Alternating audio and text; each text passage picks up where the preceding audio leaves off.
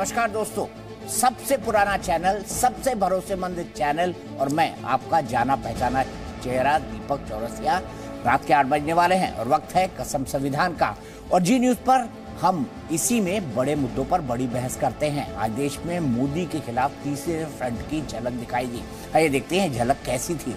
ये झलक दिखी हैदराबाद के पास खम्मम में बीआरएस यानी टीआरएस जो अब बीआरएस बन गई है, उसके नेता के चंद्रशेखर राव की रैली में।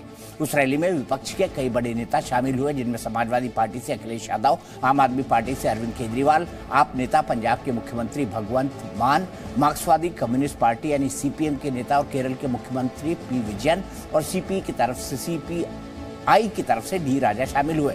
इसे केसीआर के शक्ति प्रदर्शन के तौर पर देखा जा रहा है और इसीलिए इसे मोदी के खिलाफ 2024 के चुनाव में तीसरे मोर्चे के तौर पर देखा जा रहा है। तो दूसरी तरफ है राहुल गांधी, जो इस समय भारत जोड़ो यात्रा के जरिए देश को जोड़ने की मुहिम चला रहे हैं।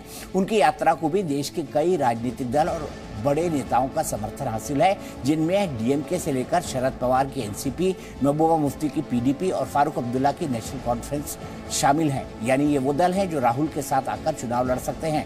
यानी विपक्ष अपने अपने हिसाब से मोदी के खिलाफ तैयारी कर रहा है। सवाल ये उठता है कि क्या अलग अलग होकर विपक्ष मोदी के खिलाफ 2024 के प्लान को मुकम्मल कर पाएगा। जिस तरह से राहुल गांधी के मोर्चे से इतर दक्षिण में केसीआर ने तीसरे मोर्चे की झलक दिखाई है, क्या विपक्ष के लिए साल 2024 में मोदी को चुनौती देना आसान होगा? हालांकि आज केसीआर के मंच से मोदी के विरोध में मोदी विरोधियों ने आक्रमण का आगाज जरूर कर दिया है। अखिलेश यादव ने आज कहा कि मोदी सरकार के जाने के दिन गिने चुने बचे हैं। वहीं केसीआर ने कहा कि अगर उनके हक की सरकार आई तो वो अग्निपथ योजना को समाप्त कर देंगे। इस तरह हर विरोधी ने मोदी पर प्रहार किया, यानी विरोध का बिगुल बजा दिया है। लेकिन सवाल ये है कि क्या विपक्ष जो बिखरा हुआ है वो ब्रांड मोदी को चुनौती दे पाएगा?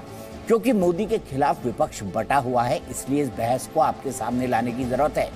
क्या मोदी के खिलाफ विपक्ष जरूरत है? क्या मोदी के खिलाफ विपक्ष एकजुट हो पाएगा? ये भी बड़ा सवाल है। इस संभावना पर भी बात करेंगे और उन पार्टियों के नेता हमारे साथ शामिल होंगे जिनको राहुल गांधी ने भी बुलाया है और जो केसीआर के मंच पर गए हैं। गैर कांग्रेसी, गैर बीजेपी तीसरा मोर्चा बनाने की तैयारी है। क्या ये परवान चढ़ेगा? क्योंकि तीसरे मोर्चे को काट की हांडी कहा जाता है और काट की हांडी बार बार नहीं चढ़ती। ऐसा कई बार कहा जाता है कि गैर कांग्रेस, गैर बीजेपी के अलावा या तो कांग्रेस बाइंडिंग फोर्स है या बीजेपी बाइंडिंग फोर्स है। 2004 से हम कमोबेश यही राजनीति देख रहे हैं। तो इसीलिए इस मुद्दे पर हम बड़ी बहस करेंगे और एक बड़ा पैनल मेहमानों का मेरे साथ जुड़ेगा। मेरे साथ कौन कौन जुड़ेंगे? मेरे साथ बीएसपी के सबसे पहले हम देख लेते हैं कि हमारे साथ आज कौन कौन जुड़ेंगे। हमारे साथ कांग्रेस के नेता हरीश रावत, जो कि पूर्व मुख्यमंत्री है, वो एक्सक्लूसिव जुड़ेंगे। उदित राज कांग्रेस के नेता हैं, वो हमारे साथ जुड़ेंगे। मल्लुक नागर सांसद है बीएसपी के, वो हमारे साथ जुड़ेंगे। सुहेल सेठ लेखक और एड गुरु, वो हमारे साथ जुड़ेंगे। सुनील सिंह, जो कि जेडीयू के नेता हैं, वो हमारे साथ जुड़ेंगे। वहीं संगीत रागी जी राजनीतिक विश्लेषक हमारे साथ जुड़ेंगे। शलभ मनीष त्रिपाठी प्रवक्ता बीजेपी के हमारे साथ जुड़ेंगे। तो सबसे पहले शुरुआत करते हैं उदित राज जी से। उदित राज जी मेरे साथ जुड़ गए हैं। उदित राज जी, क्या राहुल गांधी के आसपास आप तमाम विपक्षी पार्टियों को एकजुट कर पाएंगे? बताइए मुझे। देखिए दीपक जी, परिस्थितियां बदलती रहती हैं, समीकरण बदलते रहते हैं और 2014 में जो पार्टियां बीजेपी के साथ में थी, तमाम पार्टियां छोड़ चुकी हैं। तो जो कल हुआ है ज़रूरी नहीं है कि अब आज होगा, और जो आज हो रहा है भविष्य में ऐसा नहीं हो, ऐसा ही होगा यह ज़रूरी नहीं है। ये हमेशा देखा गया है। कांग्रेस का नया अवतार हुआ है और भारत जोड़ो यात्रा की मुख्य भूमिका है इस नए अवतार में। हम सब लोग पहले काफ़ी डिप्रेस थे और पार्टी में ऊर्जा नहीं थी, लेकिन राहुल गांधी जी ने जिस तरह से भारत जोड़ो यात्रा पर निकले, और मैं भारत जोड़ो यात्रा कमेटी का सदस्य भी मेंबर हूँ, तो तैयारी के समय में हम लोग नहीं सोच पा रहे थे कि क्या इसका प्रारूप होगा। लेकिन भयंकर, मुझे तो नहीं लगता दुनिया में ऐसी कोई इतनी बड़ी यात्रा हुई हो, फिर भी कहीं 5 लाख लोग स्वागत कर रहे हैं, कहीं 2 लाख, 40 लाख 50 हजार लोग तो ऐसे साथ में चलते हैं। तो भारत बदल रहा है और जो 14 में 19 में देखा वो नहीं है। और दूसरी बात मैं यह कहना चाहूँगा कि आज खम्मम में जो लोग इकट्ठा हुए हैं, तो ये क्या इनकी जिम्मेदारी नहीं होती कि कम्युनिज्म को रोकना? इनकी भी जिम्मेदारी होती कि बेरोजगारी, महंगाई जो बढ़ी हुई है, या जो हमारी ज़मीन पर अतिक्रमण चीन के द्वारा हो रहा है, ऐसे मुद्दे पर एक हों। उनकी भी जिम्मेदारी है। हमारा प्रयास होगा, हमारे पार्टी का प्रयास होगा कि हम सबको लेकर के चले। तो लेकिन क्या इनका कोई जिम्मेदारी नहीं है? ठीक है, इनकी भी जिम्मेदारी बनती है। चलिए उदित भाई, मेरे साथ शलभ मणि त्रिपाठी बीजेपी की तरफ से जुड़े हुए हैं। सीधे शलभ भाई के पास चलता हूं। शलभ भाई, क्या आपको लगता है विपक्ष एकजुट हो पाएगा? खम्मम में आज जो तीसरे मोर्चे की आहट सुनाई दी, उसके बाद आपको क्या लगता है? देखिए, उदित राज जी ने बताया कि वो जो तथाकथित जोड़ो यात्रा है उसके मेंबर भी हैं और चिंता उनकी नजर आ रही है। आपको कह रहे हैं जो लोग जुड़े हैं उनको ये सोचना चाहिए, वो सोचना चाहिए। तो आज जो तीसरे मोर्चे को लेकर एक तैयारी, चाहे वो अखिलेश यादव जी रहे हों, चाहे वो केसीआर रहे हों, चाहे अरविंद केजरीवाल रहे हों, किसकी चिंता बढ़ी हुई वो आपको नजर आ रहा है? किसको परेशान होना चाहिए वह भी आपको नजर आ रहा है। जो यात्रा इनकी निकली, उस यात्रा में कौन कौन लोग शामिल हुए पूरा देश देख रहा है। वो फारूक अब्दुल्ला साहब शामिल हुए जो कहते हैं कि चाइना के सहयोग से हम धारा 370 हटवाएंगे। ऐसे लोग शामिल हुए जो अफजल गुरु की फांसी पर बहुत दुखी थे कि नहीं साहब, अफजल गुरु की फांसी नहीं होनी चाहिए। ऐसे लोग शामिल हुए जो कहते थे कि हम पादरी हैं, हमारी आबादी 85% हो जाएगी तो हम अपना कानून लागू करेंगे। ऐसे ऐसे लोग तो यात्रा में इनकी शामिल हुए और यात्रा पूरी तौर पर फ्लॉप रही है, सबको पता है। तो निश्चित तौर पर ये तो इनके लिए चिंता का विषय है कि राहुल गांधी को लेकर इसलिए आगे बढ़े क्योंकि इनको लगा कि एक तरफ से नीतीश जी यात्रा निकाल रहे हैं, दूसरी तरफ तीसरा मोर्चा बन रहा है। उधर ममता दीदी कह रही है कि हमको अमर सेन जी ने कह दिया कि नहीं मैं प्रधानमंत्री कैंडिडेट हूं। तो समस्या तो कांग्रेस के सामने सबसे बड़ी है कि राहुल गांधी के नेतृत्व को न कोई पार्टी के भीतर स्वीकार करने को तैयार है, न पार्टी के बाहर। आज इनकी पार्टी के बड़े नेता ने पार्टी छोड़ दी, आपने देखा होगा। एक बहुत बड़े नेता जो मंत्री रहे हैं उन्होंने ये कहते हुए छोड़ दिया कि नहीं कोई मतलब नहीं वहां पे रहने का।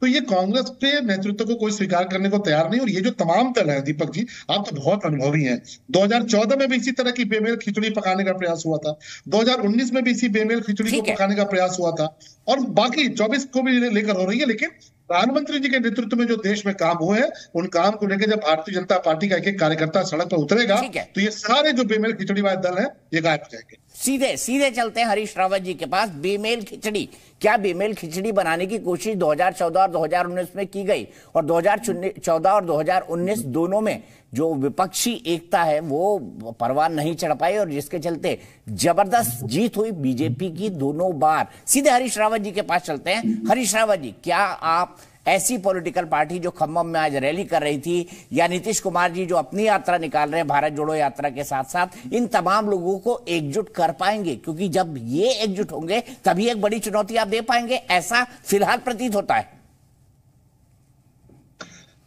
पहले तो आपका स्वागत है, बहुत दिनों बाद आपसे बात हो रही है। बहुत शुक्रिया। आप कोई सवाल कर रहे हैं और उसका उत्तर देना मेरे लिए बड़ी खुशी की बात है। देखिए 2014-2019 के फैक्टर कुछ दूसरे थे। अब 2024 आते आते तक जो पेट का सवाल है, रोजगार का सवाल है, देश की पारस्परिक सद्भावना और एकता का सवाल है, भ्रष्टाचार का सवाल है, आर्थिक रूप से जो खाई गरीब और अमीर की बढ़ती जा रही है, चंद लोगों के हाथ में, मुट्ठी भर लोगों के हाथ में, 100-125 लोगों के हाथ में देश की सारी दौलत सिमटती जा रही है। जो लोग कभी केवल अरबोंपति थे आज वो खरबोंपति हो गए हैं। उनकी दौलत रॉकेट साइंस की तरीके से तेजी के साथ ऊपर को उठ रही है और गरीब कि हर किसी की जेब में डाका पड़ रहा है। ये सारे सवाल जो है उठ करके खड़े हुए और भारत जोड़ो यात्रा ने लोगों को खुल करके सामने आने की प्रेरणा दी है। राहुल गांधी जी की तपस्या ने, अब मैं इसको साहस नहीं कहता, अब मैं इसको उनके सॉरी नहीं कहता, मैं इसको उनकी तपस्या कहता हूं। उनकी तपस्या ने देश के लोगों को न केवल प्रभावित किया है, बल्कि जो उनके कटु आलोचक भी थे उनको भी अंदर तक हिला दिया है। वो ये सोचने लग गए हैं कि आखिर कौन सा ऐसा फैक्टर है जो इस व्यक्ति को प्रेरित कर रहा है कि इतनी शिद्दत के साथ ये इस यात्रा के में जुड़े हुए हैं और इतनी कठिनाइयों को पार करते हुए आगे बढ़ रहे हैं। और कॉमन मैन, जिस तरीके से आम आदमी, सड़क गली का आदमी, नौजवान, महिलाएं आदि राहुल गांधी जी के साथ जुड़ती जा रही हैं, इसने पूरा सिनेरियो, ठीक है, पॉलिटिकल इन्वायरमेंट जो है, सोशल इन्वायरमेंट दोनों बदल दिया है। जो कल तक बोल नहीं सकते थे वो आज बोलने वाले हो गए हैं। ठीक है, ये सबसे बड़ा अंतर है। चलिए, और मैंने मोदी जी के लिए मैंने आपका आर्गुमेंट माना कि भारत जोड़ो यात्रा से आपने एक हलचल पैदा की देश के अंदर, और राहुल गांधी से हर क्रॉस सेक्शन ऑफ सोसाइटी के लोग मिले हैं। लेकिन सवाल यह है केसीआर का क्या होगा? केसीआर को तो आपने भारत जोड़ो यात्रा में नहीं बुलाया। फिर दूसरे नंबर पर आप अरविंद केजरीवाल को ले लीजिए, उनको भी नहीं बुलाया। अखिलेश यादव को बुलाया, वो नहीं आए। आप समापन में आते या नहीं, मुझे इसका भी डाउट लगता है। मायावती जी कह चुकी है कि हम किसी से अलायंस नहीं करेंगे। ऐसे में आप क्या राहुल गांधी जी को सर्वमान्य नेता बना पाएंगे? नीतीश कुमार खुद प्रधानमंत्री बनना चाहते हैं, ममता बनर्जी कह रही हैं कि मैं भी प्रधानमंत्री बन सकती हूं, ऐसा कई लोगों ने मुझे कहा है या संकेत देती हूं इस तरह के, भले से उन्होंने खुलकर नहीं कहा हो। तो जब इतने एक अनार 100 बीमार वाली हालत होगी तो कैसे काम चलेगा? हरीश जी, मैं ये समझना चाहता हूं आपसे। राहुल जी ने अपने इस समय में 4-5 बातें कही है, जिसमें 2024 की सर्वमान्य नेता वाली तो बात है ही नहीं। उन्होंने एक तो बात यह कहा है कि कॉमन मैन जिंदा कैसे रहे, दूसरा उन्होंने कहा आम आदमी कैसे जिंदा रहे, दूसरी बात उन्होंने कहा है कि नौजवानों का भविष्य, देश का भविष्य क्या होगा, तीसरा फैक्टर उन्होंने कहा है कि ये जो सहिष्णु भारत था वो असहिष्णु भारत हो गया है। चौथी बात उन्होंने कही है कि बोल ही नहीं सकते, पार्लियामेंट में नहीं बोल सकते, मीडिया पर एक ही कुछ लोग, चंद लोगों का कब्जा हो गया है, वो मीडिया में विपक्ष को कोई स्थान नहीं मिल पा रहा है। और लोकतांत्रिक संस्थाएं, जितनी भी संवैधानिक संस्थाएं बनी थी उन पर जो है सरकार का, सत्ता का इतना ज्यादा अंकुश हो गया है कि वहां आप कुछ बात नहीं कर सकते, पार्लियामेंट में कह नहीं सकते, अखबारों में पा नहीं सकते।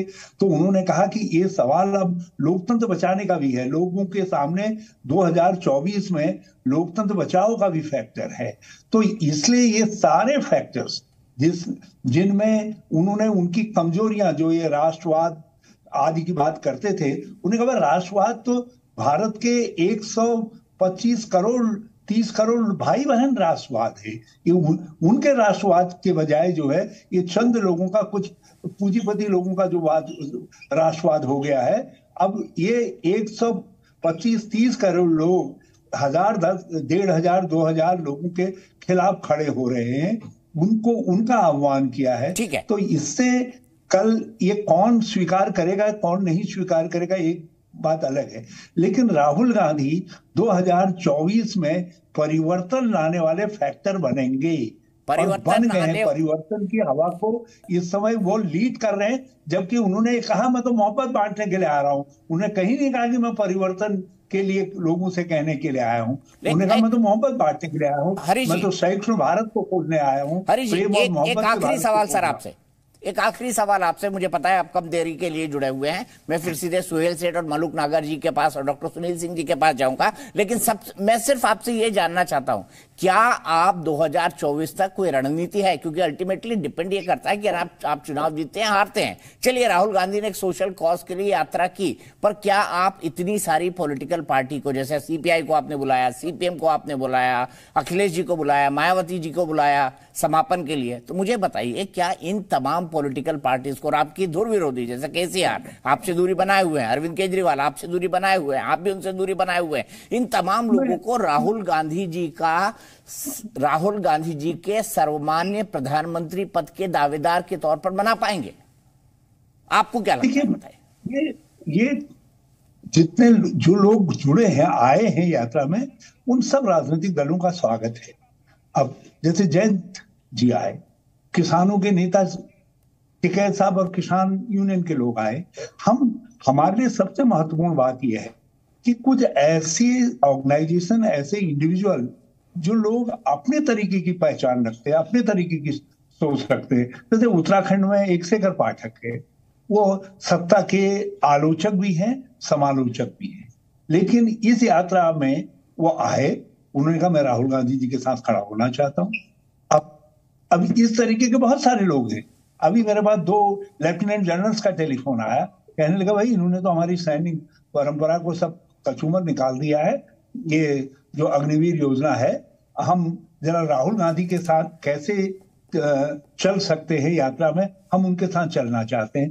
तो ये जो महत्वपूर्ण चीजें हैं, जो इस तरीके के लोग आ रहे हैं जिनकी अपनी इंडिविजुअलिटी देश की एक कॉमन पर्सनैलिटी को बनाने का काम करती है। ऐसे फैक्टर्स, ऐसे लोग जिनको हमने ये कहा है कि वो सोशल ऑर्गेनाइजेशन हैं, एनजीओज हैं, दूसरे हैं, लेकिन उसके अलावा भी जो उनसे बाहर के दायरे में भी लोग थे, वो भी आज यात्रा में राहुल गांधी जी के साथ जुड़ना चाहते हैं। ठीक है, बहुत बहुत शुक्रिया हरीश रावत जी हमसे जुड़ने का और हमारे साथ दिल खोलकर अपनी बात करने का। आपने कहा मीडिया में जगह नहीं मिलती, लेकिन जी न्यूज पर आपकी जगह पक्की है। आप जब जो है आपके पास कोई मुद्दा हो, हम आपसे बात करने के लिए तैयार हैं और आप हमसे जुड़े, आपने बात की, आपका बहुत बहुत शुक्रिया। सीधे मैं चलता हूं सीधे सुहेल सेठ जी के पास। सुहेल भाई बताइए मुझे कि क्या ब्रांड मोदी के सामने इतने नाम है, केसीआर, अरविंद केजरीवाल, ममता बनर्जी, इसके अलावा आप देख लीजिए कि जो बाकी पॉलिटिकल पार्टी है उनके नेता भी वो भी चाहते हैं, नीतीश कुमार, के चंद्रशेखर राव, मैंने उनका नाम ले ही दिया। ये सब मोदी वर्सेस ये तमाम लोग, ब्रांड इक्विटी किसकी मजबूत है और क्या इनमें से कोई टकराव दे सकता है? और राहुल गांधी सबसे पहला नाम। देखिए, ब्रांड मोदी अब जिस मुकाम पे है, कोई एक आदमी चैलेंज नहीं कर सकता। अगर कोई चैलेंज कर सकता था वो था राहुल गांधी। और मैं एक बात स्पष्ट कहना चाहता हूं कि भारत जोड़ो यात्रा, ये उदित राज जी ने भी कहा और हरीश जी ने भी कहा, भारत जोड़ो यात्रा भारत जोड़ने के लिए सिर्फ नहीं यात्रा की गई, ये राहुल गांधी का ब्रांड मेकओवर के लिए भी काम हुआ है और अच्छा हुआ है। जो लोग राहुल गांधी को पप्पू कहते थे, आज एक और दायरे से, एक और रिस्पेक्ट लेवल से देख रहे हैं और वो बात सही है। देखिए दीपक जी, नरेंद्र मोदी का काम हर सुबह उठ के खान मार्केट जाके ऑपोजिशन खरीदना या ऑपोजिशन तैयार करना नहीं है। ऑपोजिशन को खुद ऑपोजिशन की तैयारी करनी पड़ेगी। प्रॉब्लम ये नहीं है, प्रॉब्लम ये है कि ईगोज बहुत हैं। अब अखिलेश यादव ने कहा कि मुझे पहले नहीं बुलाया गया, केसीआर को नहीं बुलाया गया। आप गठबंधन करेंगे तो करेंगे किसके साथ? क्योंकि हर आदमी वहां ये समझता है कि वही प्रधानमंत्री बनेगा। आप ममता बनर्जी को बोले कि नहीं आप प्रधानमंत्री की काबिल नहीं है, वो नहीं मानेंगी आपकी बात। केसीआर को भी आप कहिए। ये सारे सत्रप हैं और जब ये सुल्तानत में ये सत्रप जो बैठे हुए हैं वो कभी एक साथ नहीं आएंगे, एकजुट के नहीं आएंगे। आप भारत को तो जोड़ लोगे पर इन पार्टीज को आप नहीं जोड़ पाओगे। आप यात्रा करिए या यज्ञ, इन पार्टीज को आप नहीं जोड़ पाओगे। तो तब होगा क्या? ब्रांड मोदी इंडिविजुअल ब्रांड है और उसके साथ एक बीजेपी की पार्टी है और आरएसएस का कार्डर है। एक वेल ऑयल्ड मशीन चल रही है। उनके पास 3 चीजें हैं। केंद्र में सरकार, पैसा, बहुत पैसा आया है बॉन्ड्स के तरफ से, और नंबर 3 वो लोग हार्ड वर्किंग लोग हैं। ये नहीं कि कभी कभी थोड़ा काम करके एक हफ्ते के लिए छुट्टी पे चले जाओ। उनका सारा जीवन इलेक्शंस और इलेक्शन जीतने में लगा हुआ है और व्यस्त है। उसके लिए तो मैं एक और बात बाद में कहूंगा कि इसीलिए शायद गवर्नेंस सफर कर रही है, पर वो एक और डिस्कशन की का टॉपिक है। मैं समझता हूं आज के जमाने में या आज के दिन पे 2023 January 18 there is no option and no alternative to Narendra Modi for prime ministership. Number 1. Number 2, 2024 में अगर इलेक्शन होगा और होगा ही, आप मेरे से मैं लिख के दे देता हूं कि सरकार बीजेपी की ही बनेगी। बहुमत कम हो, सीट्स थोड़ी कम हो, वो नहीं जानता। क्योंकि लोग ममता बनर्जी के टाइम भी कहते थे कि भाई बीजेपी ने अपनी वोट शेयर इंक्रीज किए, पर मुख्यमंत्री तो ममता भी ही बनी ना, शुभेंदु अधिकारी तो नहीं बना। मैं समझता हूं भारत जोड़ो यात्रा एक बहुत ही अच्छा प्रोग्राम था राहुल गांधी को रीइन्वेंट करने के लिए। पर ये यात्रा की एक मंजिल होनी चाहिए, और वो मंजिल जब तक नहीं डिफाइन करेंगे तो ब्रांड राहुल भी सफर करेगी। ठीक है, मैं सीधे मालूक नागर के पास चलता हूं। सुहेल भाई, मैं आपको रोकता हूं, मैं पूछूंगा आपसे, आपने खान मार्केट का ही नाम क्यों लिया, दिल्ली के और मार्केट का नाम क्यों नहीं लिया? अपोजिशन यूनिटी मोदी जी नहीं करा सकते इसके लिए, लेकिन मालूक भाई मैं आपसे जानना चाहूंगा, आपने तो बिल्कुल मोदी जी को खान मार्केट पसंद नहीं है ना, जी, तो जिनको नहीं पसंद उसी मार्केट का आप नाम लो। अगर मैं साउथ एक्सटेंशन ले लेता कोई परवाह नहीं करता। ठीक है, खान मार्केट, चलिए आपने खान मार्केट का नाम फिर जिंदा कर दिया इस डिबेट के अंदर। मालूक जी, मैं जानना चाहता हूं, आपने तो एकला चलो रे की बात कर दी, और एकला चलो रे में मायावती जी कह रही है कि मैं किसी से अलायंस नहीं करूंगी, तो ऐसे में कैसे हरा पाएंगे आप? क्योंकि आप तो सपा बसपा मिलके भी 2019 में मोदी जी को टक्कर नहीं दे पाए थे। जब आप अलग अलग हो जाएंगे, बिखर जाएंगे, तो कैसे हरा पाएंगे मोदी जी को? देखिए, सबसे पहले जिम्मेदारी विपक्ष में कांग्रेस की बनती है कि अगर उसमें लीडरशिप है तो वो देश की तमाम विपक्षी पार्टियों से तालमेल बैठाएं।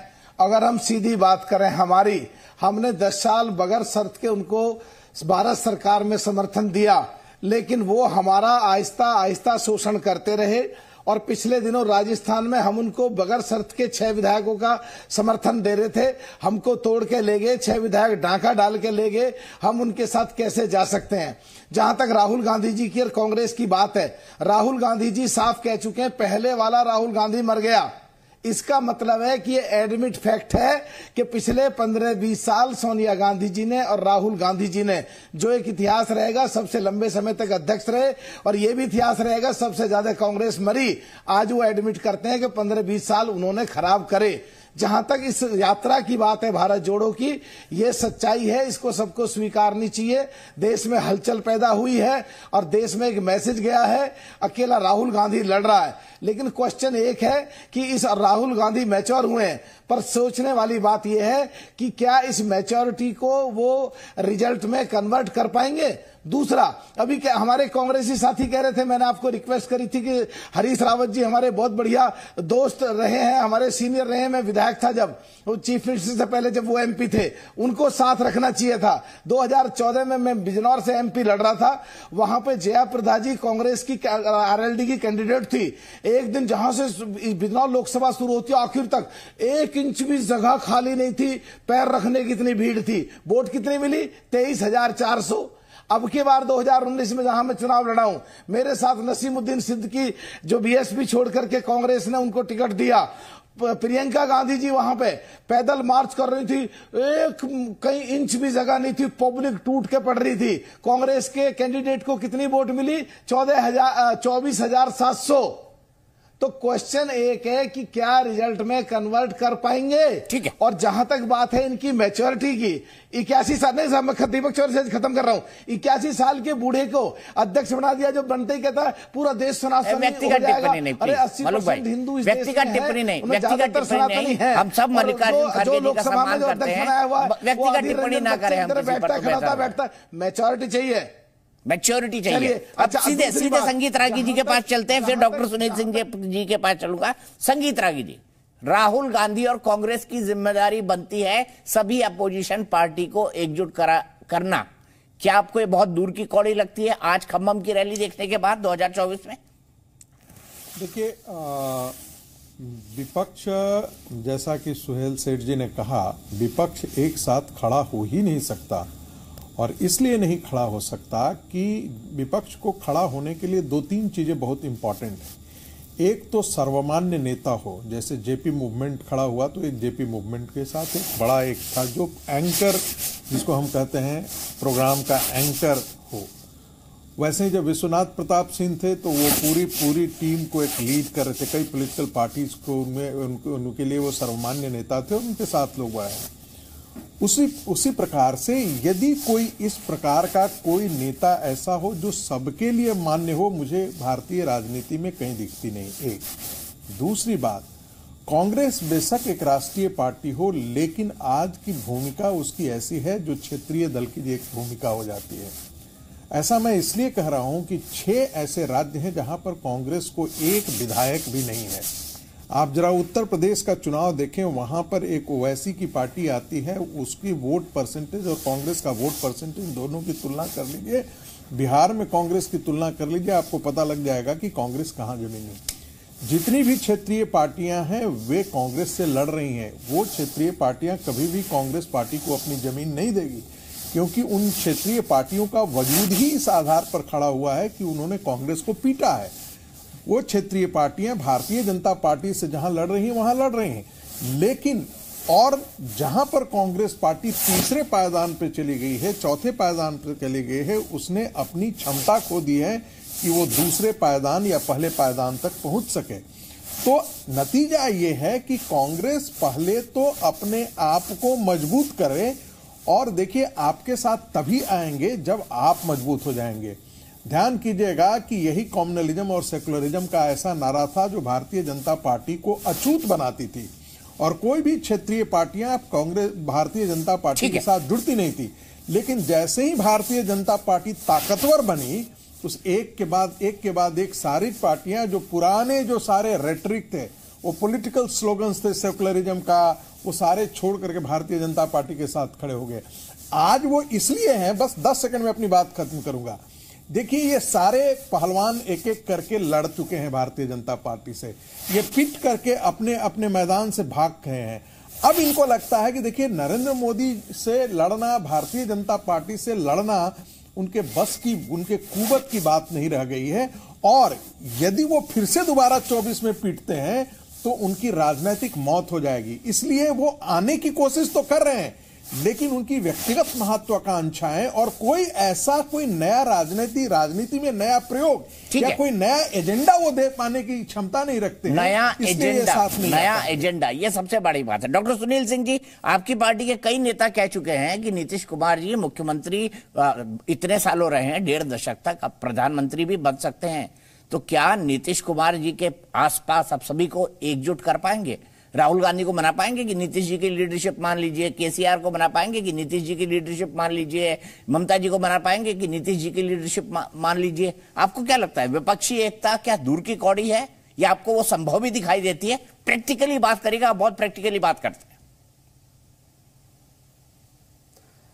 दीपक जी, पहले तो मैं आपको करेक्ट करूं, माननीय नीतीश कुमार जी ने अनेकों नेक बार कहा है कि वो प्रधानमंत्री पद के दावेदार नहीं हैं, लेकिन हाँ, विपक्षी एका के मालाकार सूत्रधार की तरह वो सारे विपक्षी नेताओं से उन्होंने बात किया है, सकारात्मक रिस्पॉन्स मिले हैं। अब पूरे आशान्वित हैं कि वो विपक्षी एका करने में सफल होंगे और 2024 में नरेंद्र मोदी की सरकार को उखाड़ फेंकेंगे, उसी फॉर्मूले से जो फॉर्मूला हमने बिहार में किया, और बिहार में वहां भी तो इतना झगड़ा चल रहा है किया। बिहार में कहां, मतलब आपके शिक्षा मंत्री जी ने आपकी मुश्किल बढ़ा दी वहां पर। बिहार में कहां सब कुछ ठीक ठाक है सर, हम भी जानते हैं। अलग अलग इशू को, अच्छा मैं बता उस पर आता हूं, पहले इस बात का कर ले। देखिए, राजनीति में जो एका होती है वो जनाकांक्षाओं के अनुरूप होती है। लोकतंत्र में राजनीतिक पार्टियां पीपल ड्रिवन होती हैं, और जनता भाजपा के मिसरूल से जो महंगाई है, पहली बार खाद्य वस्तुओं पर भी जीएसटी लगा है, जो बेरोजगारी है, जो भाजपा सरकार ने प्रतिवर्ष 2 करोड़ रोजगार देने का वायदा किया, जो मिला के 16 करोड़ हो गए हैं, बदले में क्या, जितनी पद थी वो पद को या तो समाप्त कर दिया गया या वो कॉन्ट्रैक्ट पर कर दिया गया।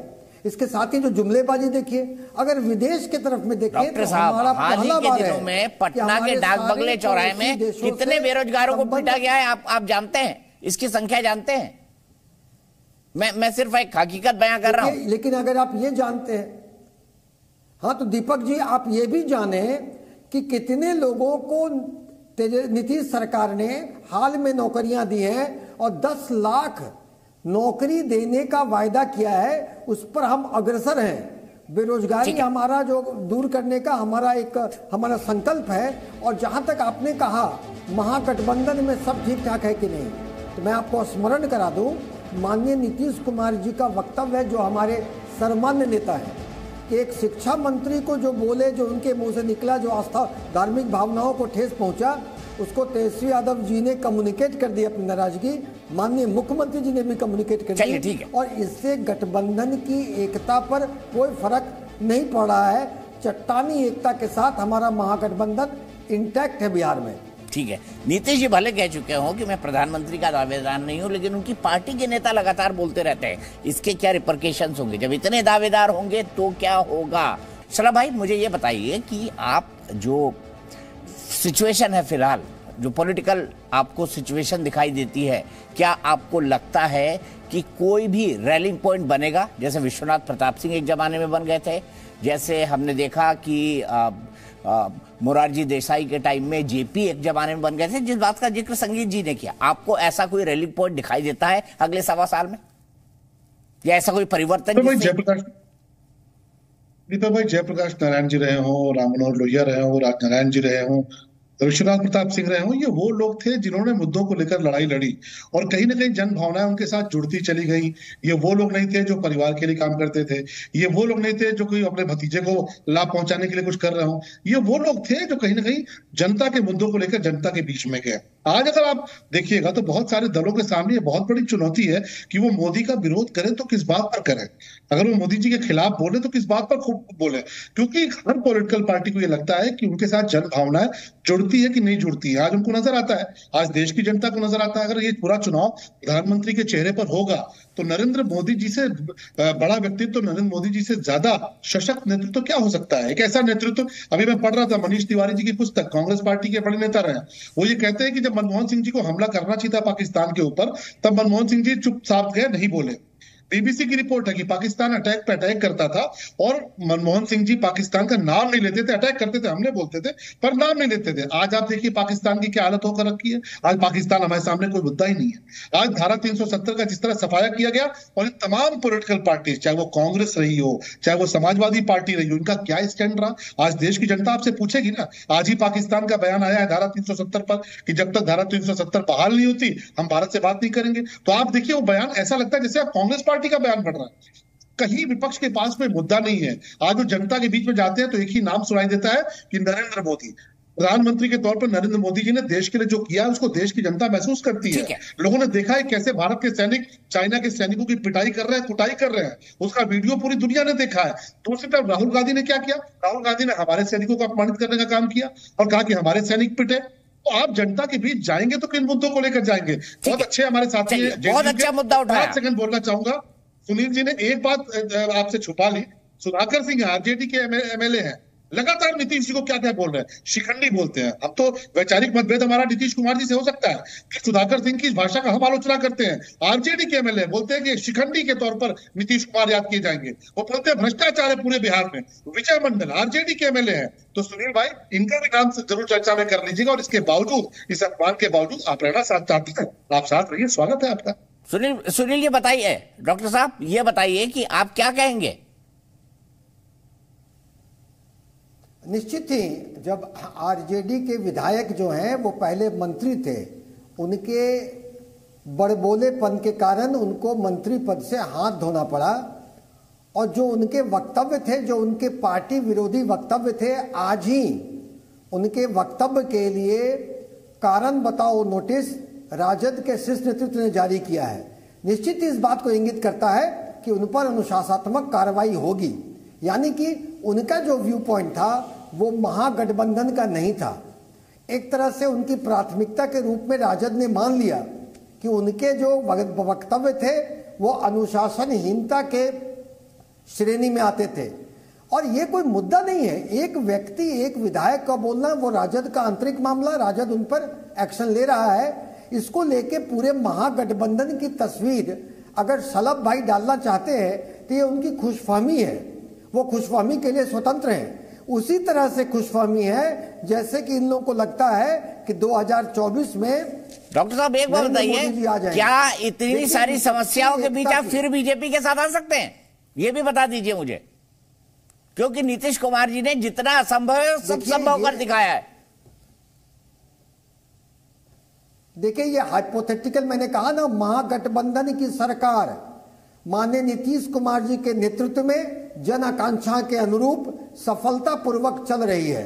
इसमें किसी प्रकार की अटकलें अगर किन्हीं के दिमाग में है तो अपने अटकलों को विराम लगा दे और माननीय नीतीश कुमार जी जो विपक्षी एका के लिए 3 दिवसीय दिल्ली यात्रा के दिन गए, सकारात्मक रिस्पांस मिले और अन्य विपक्षी एकाओं की मीटिंग हो रही है।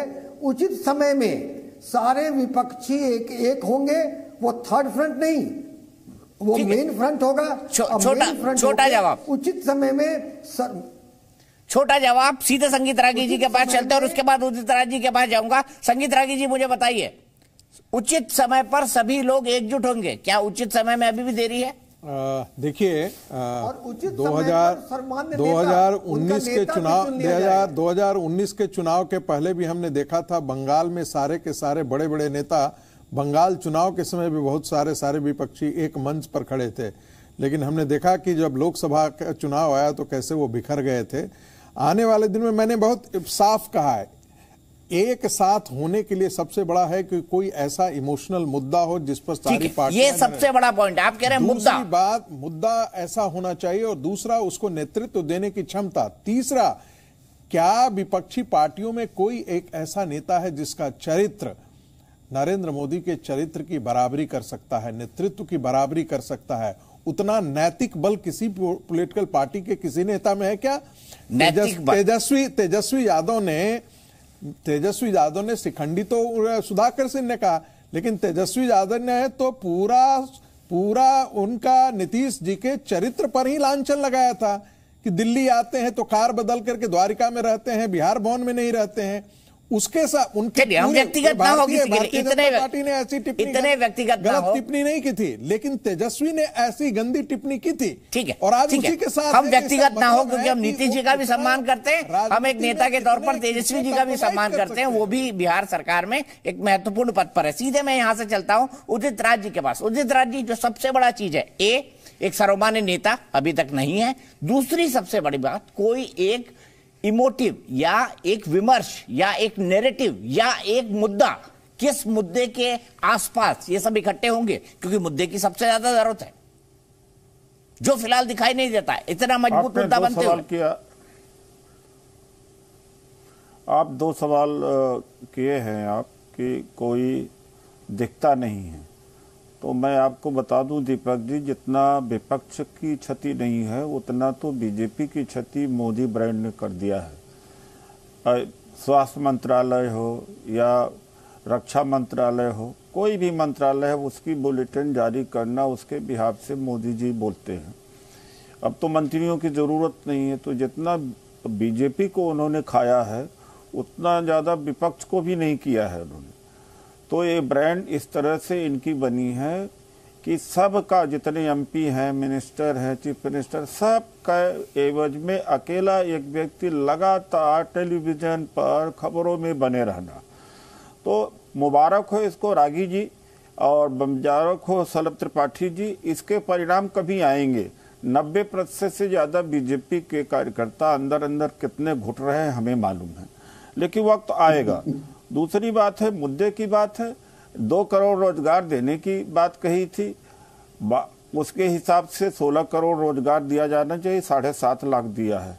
मुद्दे की बात आप कहते हैं कि बेरोजगारी चरम सीमा पर है, चीन का नाम लेने का हिम्मत नहीं है, इतने डरते हैं और कहते हैं, पाकिस्तान को कहते थे कि ये लाहौर तक घुस करके मारेंगे, 370 हट जाएगी तो आतंकवाद खत्म हो जाएगा। रोज पाकिस्तान कुछ ना कुछ कर रहा है, कुछ नहीं कर पा रहे हैं। कल ही ड्रोन से हमला किया है, ठीक है, और कितने हमारे सिपाही मारे गए हैं। ये तमाम मुद्दे जो हैं उत्तर प्रदेश चुनाव में उठाए गए थे। एक बात आप खत्म करिएगा, मेरा एक सप्लीमेंट्री सवाल है। एक बात है, नहीं ना, आप सप्लीमेंट्री सवाल का जवाब दे दीजिए, आप पूरी बात कहिएगा अपनी। दीपक जी 5 सेकेंड, मैं सिर्फ ये जानना चाहता हूं, ये तमाम मुद्दे उत्तर प्रदेश चुनाव में उठाए गए थे, अखिलेश जी ने उठाए थे, आपकी पार्टी ने उठाए थे, मायावती जी ने उठाए थे, फिर भी बीजेपी जो है नंबर मार ले गई। तो ये मुद्दे चल कहां रहे हैं चुनाव में? यही तो सबसे बड़ा मुद्दा है जो विपक्ष को जिसका तोड़ नहीं मिल रहा है। ये बात तो आपकी इस बात में दम है, क्योंकि जिस तरह से हिंदू मुस्लिम रात दिन हिंदू मुस्लिम उसका जरूर जनता का सोच के ऊपर असर पड़ा है। मैं इस बात को मानता हूं पूरी तरह से। और इनके 2-3 सहयोगी हैं। एक पार्टी ऐसी है दीपक जी जिसका एक एमपी है, वो मोदी जी के बाद में सेकंड नंबर पर टेलीविजन और मीडिया में उसको जगह दिया जाता है, MIM। भाई एक एमपी है, ये किसके द्वारा पैदा किया गया है? ये बीजेपी के द्वारा पैदा किया। मायावती जी कहती हैं कि समाजवादी पार्टी न जीते, बीजेपी जीत जाए। अगर मायावती ने अपना वोट ट्रांसफर न किया होता अभी पिछले चुनाव में उत्तर प्रदेश में, तो बीजेपी वहीं रुक जाती है। ठीक है, मलूक नागा जी से इसका जवाब लेंगे। उदित भाई तय हो गया होता। तो बहुजन समाज पार्टी बीजेपी की बी टीम हो गई है, और ये आम आदमी पार्टी भी बी टीम है। जहां कहाँ है कांग्रेस है वहीं जाती है। अभी दोनों भाई जैसे होते, कभी कैसे जोड़ पाएंगे, यही तो मुद्दा है ना सर। में लड़ाई होती तो दिल्ली में थोड़ी है, लेकिन वो बीजेपी के ही साथी हैं, इतना मैं आपको कह सकता हूं। ठीक है, शलभ भाई की बात चलते हैं। शलभ भाई, आप जीत इसलिए जाते हैं क्योंकि आपको जनता हमारे साथ है। ठीक है, कुछ लोग नहीं आएंगे, लेकिन जनता इस बार हमारे साथ आएगी। कांग्रेस शलभ भाई, आपके ऊपर आरोप लगाया उदित राज ने कि भाई आप हिंदू मुस्लिम करते हैं। दूसरा, उन्होंने बोल दिया कि आपके पास बी टीम है बहुत सारी, एक AIMIM है, एक BSP है, एक आम आदमी पार्टी है। तो क्या बी टीमों को बल पे ए टीम खिल रही है? उदित राज जी को मैं क्या कहूं, इनको मोदी जी के नाम से इतनी समस्या है। मैं तो इतना ही कह सकता हूं कि बहुत सारे लोग जो इस देश में ग्राम प्रधान का भी चुनाव नहीं जीत सकते थे, उन्होंने अपने पोस्टर में मोदी जी का चेहरा लगा लिया, मोदी जी का पोस्टर लगा लिया, तो पार्लियामेंट के दर्शन कर लिए। अब वो लोग जब मोदी जी के चेहरे के बारे में इस तरह की बात करते हैं तो लगता है कि एहसान फरामोशी भी कोई चीज हो सकती है। जहां तक बात बी टीम की, तो आप देखिए बहुत सारी जगहों पे AIMIM के लोग चुनाव नहीं लड़े, लेकिन वहां भारतीय जनता पार्टी चुनाव जीती। ये तो कांग्रेस का चरित्र रहा है। कभी ये समाजवादी पार्टी को बी टीम बताते थे, कभी बहुजन समाज पार्टी को बी टीम बताते थे। दरअसल इनके अंदर तो नेतृत्व करने की क्षमता नहीं है, तो ऐसे में इनके पास कोई और बहाना मिलता नहीं है। और सबसे बड़ी बात यह कि आज आप देखिए कि अमेठी की जनता ने राहुल गांधी को अस्वीकार किया था। आप तो इस बात के गवाह हैं दीपक जी कि अमेठी तक से चुनाव हार के राहुल गांधी गए थे, जो कि बिल्कुल ऐसी सीट मानी जाती थी कि कांग्रेस पार्टी की परंपरागत सीट है, कोई आएगा चुनाव लड़के वहां से चला जाएगा, जीत के चला जाएगा। अमेठी तक की जनता ने अस्वीकार कर दिया और वायनाड में जाके चुनाव क्यों लड़ना पड़ा? क्योंकि PFI के 1600 से ज्यादा मुकदमे कांग्रेस पार्टी ने कर्नाटक में वापस लिए। कौन है PFI के लोग? PFI के लोग वो हैं जो इस देश में नफरत करते हैं, देश में गद्दारी करते हैं, इस देश में आतंकवाद फैलाना चाहते हैं। कर्नाटक में कांग्रेस की सरकार ने 1600 से ज्यादा मुकदमे वापस लिए। समाजवादी पार्टी की सरकार ने उत्तर प्रदेश में आतंकवादियों के मुकदमे वापस लिए थे, जिन्होंने संकट मोचन पर धमाका किया, जिन्होंने विश्वनाथ मंदिर पर धमाका किया। ये उनसे भी ज्यादा बड़े निकले। इन्होंने 1600 से ज्यादा दंगाइयों आतंकियों के मुकदमे वापस लिए। और ये जब बात करते हैं हिंदू मुस्लिम की, तो देश की जनता जानती है कि देश के साथ कभी नहीं हो सकते। जब चाइना हमसे लड़ता है तो ये चाइना दूतावास, चीन के दूतावास चले जाते हैं अकेले में बात करने के लिए। गांधी परिवार अपने ट्रस्ट में पैसा लेता है, किस बात का पैसा? चीन से लेते हैं। और उसी आधार पर राहुल गांधी जो उनके सबसे बड़े नेता है, वो ये कहते हैं कि नहीं है, चीन के सैनिकों ने हमारे सैनिकों की पिटाई कर दी। तब जबकि इस बात का वीडियो है, यानी हमारे सैनिकों के सामने डबल चुनौती है। एक तो वो चीन के सैनिकों की पिटाई करें और दूसरा वीडियो बना के राहुल गांधी को भेजे कि हाँ वीडियो देख लो तब विश्वास करो।